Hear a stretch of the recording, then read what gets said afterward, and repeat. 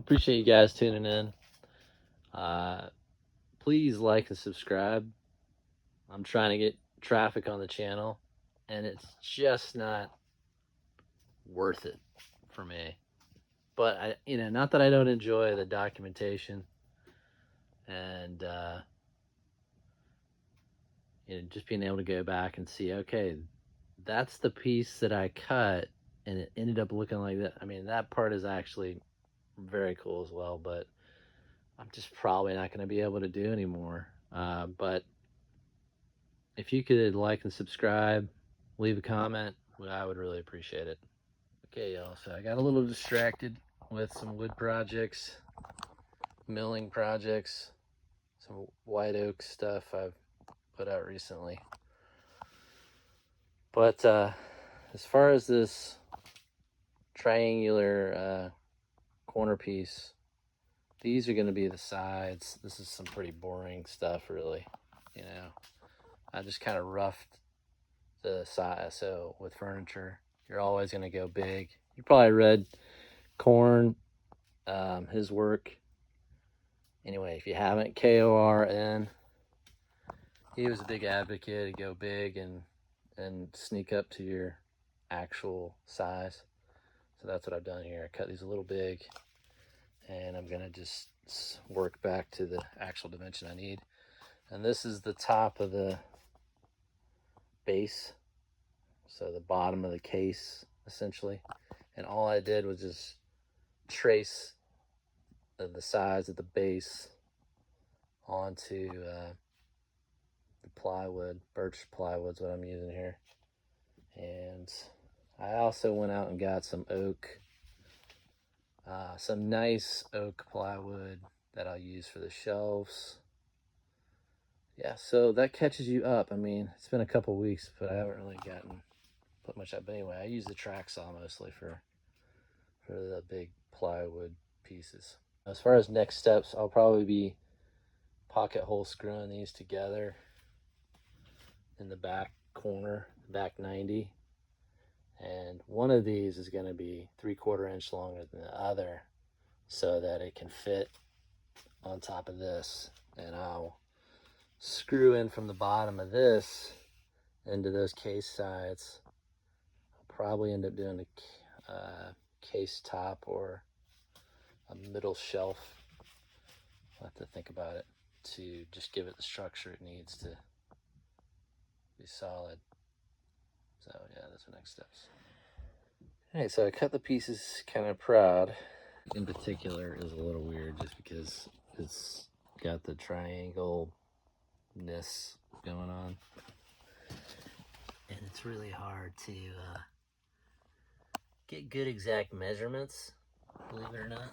So anyway, I just wrote down a little note on this piece. Perfect, wide. I might have to use the track saw on this. It's gonna be a little tricky to cut this on the table saw. It on a 45. The other factor in this is, your manufactured edge. Might as well use it. I mean, you can confirm it's square, but that's what I usually use as my rip edge if I'm doing on the table saw. I will try to do this on the table saw. And for the other side, I'm just kind of doing a hack here, not a full board, but enough to give me the 3/4 and see what the overlap is here. But yeah, I mean, this is off. This is the fun, right? So I'll get my mark on this side too. It might just take some shuffling. All right, y'all, nothing too exciting. I just ripped a couple of pieces of beadboard in half for the backer.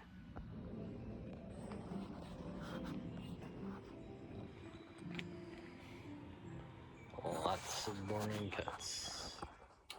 So like with any carpentry, there are imperfections in the if I'm gonna do 4 levels here and use 4 different pieces, I think it's just gonna get out of control with the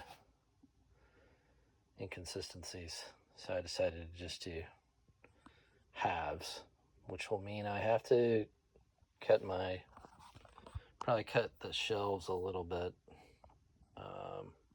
as I go up, but I mean, I'll keep the face frame, the middle, just for rigidity, but the in-between shelf I'll just cut it a little short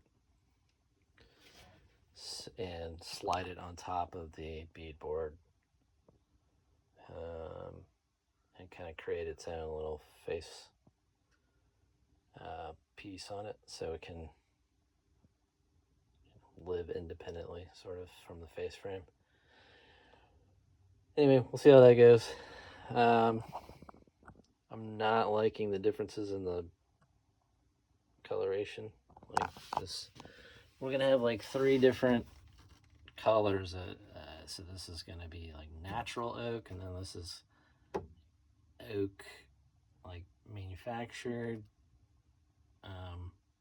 And then we're gonna have pine beadboard here in the back. So I'm not really sure how I'm gonna make this all look good. So that's gonna be the challenge. But you know, work with what you got. It doesn't have to look perfect. So I put the base on the case on the base for the first time, and it's actually not bad at all. So it looks like that on both sides. It's a little off this way, but I've made a lot worse. So this is the fun part, actually seeing all your hard work and it pay off. So here's me attaching the base. And you can see for the secret compartment or whatever, I just cut out a 9 by 10, I think. Big enough for, you know, a handgun or a book or something like that. So when it's upright, this holds it in place. So you just reach underneath and pull it, and it drops down. All the videos I'd watched on Rubio, but it looks great.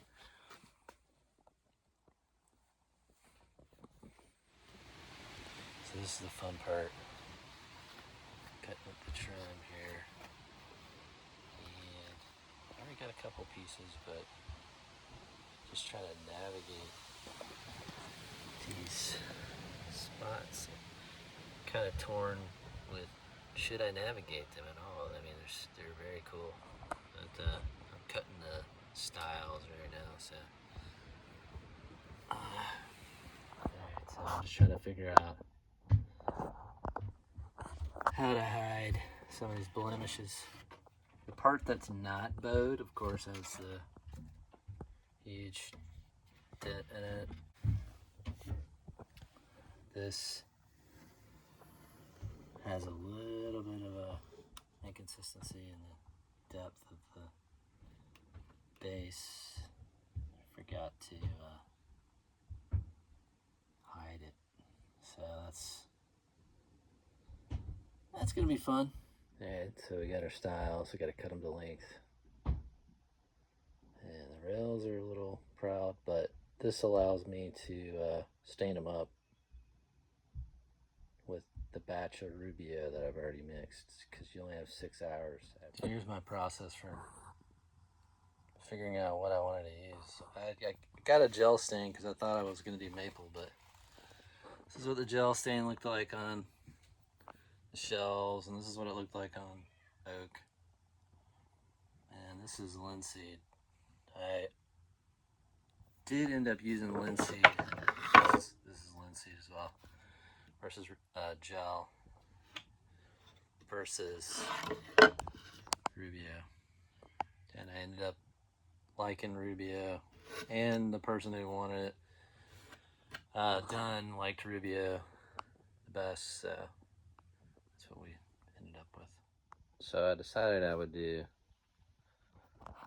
the main base frame on this, the middle and the bottom. And so I just put some like construction adhesive here behind. This is indoor outdoor, but it's pretty good. Strong stuff, because these are Bowen. I mean, you can see I'm gonna be lucky. It doesn't pull away from the case a little bit, but not sure I like the linseed finish, and I probably didn't do a very good job, but I'm just, at this point, I'm just trying to get her done, because it's been a few months now I've been working on this. So nailed the back, finish nail, I guess it's 18 gauge brad, inch long, so it wouldn't go through the case. That seems to have worked pretty well in combination with the construction adhesive. Back here, definitely not pleased with that, but this side looks pretty good. But you know, it's for a family member. This isn't like something I'm selling to somebody, so, but you know, this is looking level, so that's what I just decided not to, because I was contemplating shaving off a portion of this, but that wouldn't have helped the crack anyway. But I was thinking if it was off level, you can see it's off just a you know, 1/8 of an inch there on this side. It's pretty lined up on this side, so I'm about to screw it in this middle portion of the case. So I just got to keep that in mind. But yeah, so the number one thing with routers, it's a dangerous tool, just make sure you go slow. So what I'm doing now is, I mean, if you go slow, ain't a big deal. I don't want to sound patronizing, but I've done it myself. That's why I say go slow. So I'm like lowering it to make sure I take off as little as possible. And if you do that, keep constant pressure on it, then it should go pretty well. This is how I'm lowering it. Just gonna lock it in.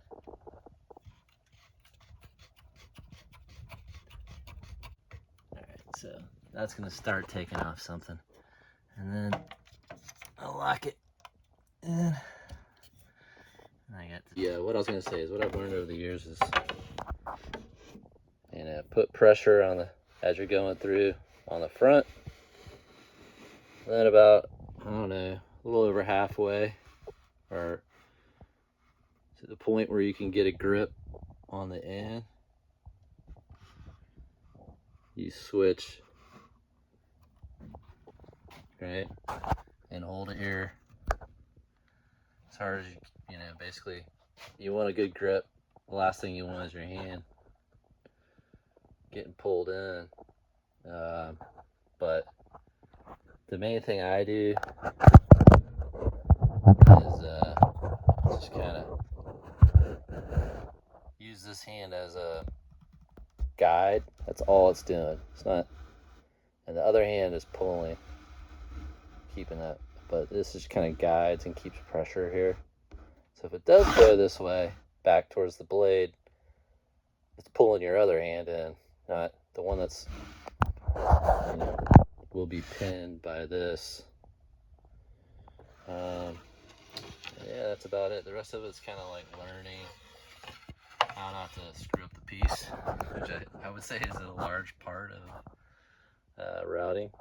So here's the first pass. You can see I didn't really take much off at all. And that's what I mean by going slow with it. Alright, y'all, so I've been just inching along here for forever, it seems like, but finally putting together, staining the face frame, and it's looking cool. Let me show you guys. I was a little concerned how this would turn out, but with the, I got the Rubio Monocoat on here. Check out in the sunlight. It looks great. I'm about to dry these off, but it looks pretty cool.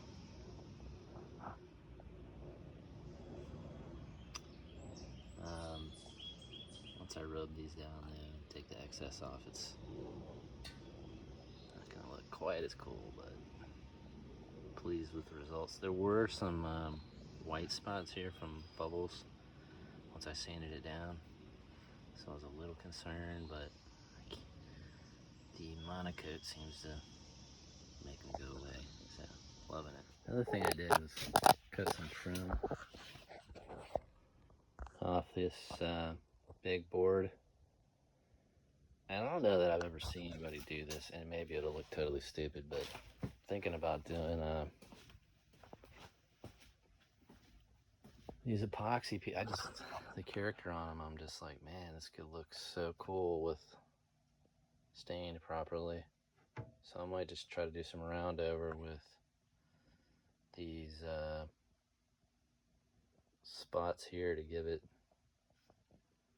some more epoxy points presentation and everything. I'll probably put this on the bottom though and just leave this solid piece for the top, but there's only gonna be one. All right, so Craig jigged it together. You know, nothing perfect here, but I think overall it's looking kind of unique, and that's what I was shooting for, because this is all you know, they're okay with live edge and natural looks, which is what I wanted to confirm, but the gaps and should be okay. The only part that's not like super tight is down here, but I guess I'm okay with that. So now I'm gonna work on the round over for the top. Because I kind of goofed on this top piece, there's not much overlap. Generally, I would want more than an 1/8 or 1/4 of an inch. I'd usually want like a 1/2 inch. So I can't really do a 3/4 inch cove like I want. I'm just gonna do like a half round over and then a full like bull nose or round over. So thanks for sticking around. I just want to ask you, please like and subscribe. Learned a lot with this project, epoxy work and staining and custom plan. So epic project for me. I hope you enjoyed it as well. Take care and talk to you soon.